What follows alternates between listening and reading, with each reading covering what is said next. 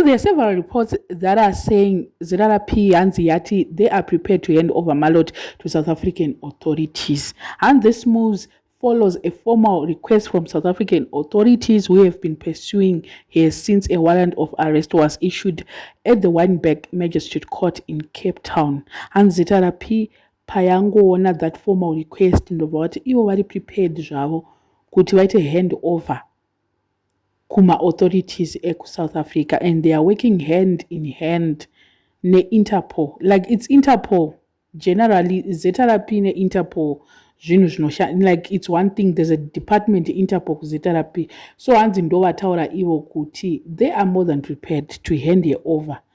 I'm not so sure if this is true news, discussing hangu, but several reports are just coming out. Shinzi ZRP Panama talks akaitika, and then they agreed today, 18 February 2026, kuti aiwa Malot tinokupai zvenyu, hatina kana problem. Because ivo vane marequest avainawo Interpol, pane pavada kushandisa Interpol. Pamari yakabiwa 4 million kubulawayo pari kunzi vakarequestawo kuti vari kuda kushandisa Interpol on that. Pane masuspects avari kufungira kuti ari ku-South Africa.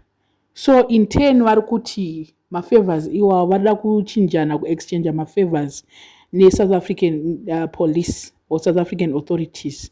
Hamena kuti zviri kufamba sei handizivi hangu, but yesterday zvainzi SAPS they want to extradite her.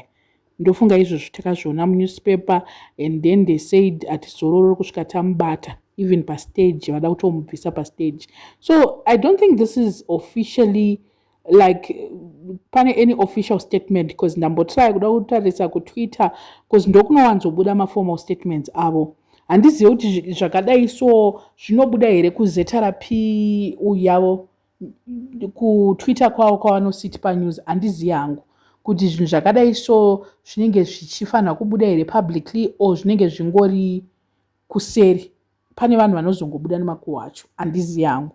Handide kuda kukonfirma zvinhu zvandisiri kunyatsoziva, handide kutaura nyaya kwandisina kuswera kwandisiri kuziva. So this is all alleged, this is all makuhwa, ndo zvandingangotaura. I don't know what you guys think. Is it possible or tingati makuhwa aya ndechokwadi here kana kuti I don't know. Let me know in the comment section.